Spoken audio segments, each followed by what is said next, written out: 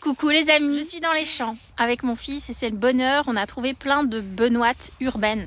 La benoîte urbaine, on dit qu'elle est urbaine parce que justement on en trouve un petit peu partout. Et le plus intéressant, ça se passe en dessous, dans la racine.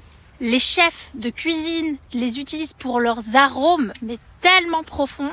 Il y a un petit rappel de clou de girofle, donc on peut aromatiser des potages avec si vous le faites en bouillon, mais aussi moi j'adore les faire sécher, je les réduis en poudre et ensuite j'ajoute ça dans des pâtisseries où on utiliserait, vous savez, les épices de Noël avec justement le rappel du clou de girofle et ça fait une préparation comme les épices chai en version sauvage et encore plus vertueuse pour la digestion puisque le chai c'est une boisson justement qui active Agni, le feu digestif et qui nous permet de cultiver ce feu à l'intérieur de nous en hiver, mais là, la benoîte urbaine en plus, elle est excellente pour tout ce qui est problème de digestion.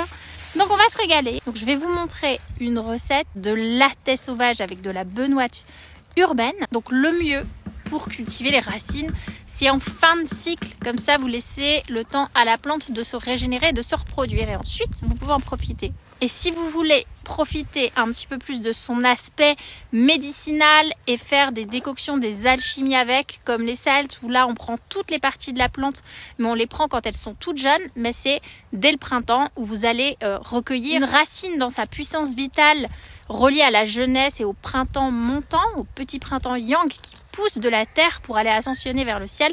Donc là, au niveau médicinal, ce serait intéressant de la prendre jeune, la racine. Vous pouvez même la goûter comme ça, hein, même si vous avez une petite bouteille d'eau, vous rincez votre racine. Et même pure comme ça, il y a un petit côté sucré. Il n'y a pas vraiment l'astringence, ce côté amer qu'on peut retrouver dans beaucoup de plantes sauvages. Et dans certaines racines, là, on a une racine gourmande, un peu laiteuse. Épicée, justement, c'est une merveille. Tu veux nous dire quelque chose, Gabriel? Que c'est très bon, j'ai goûté.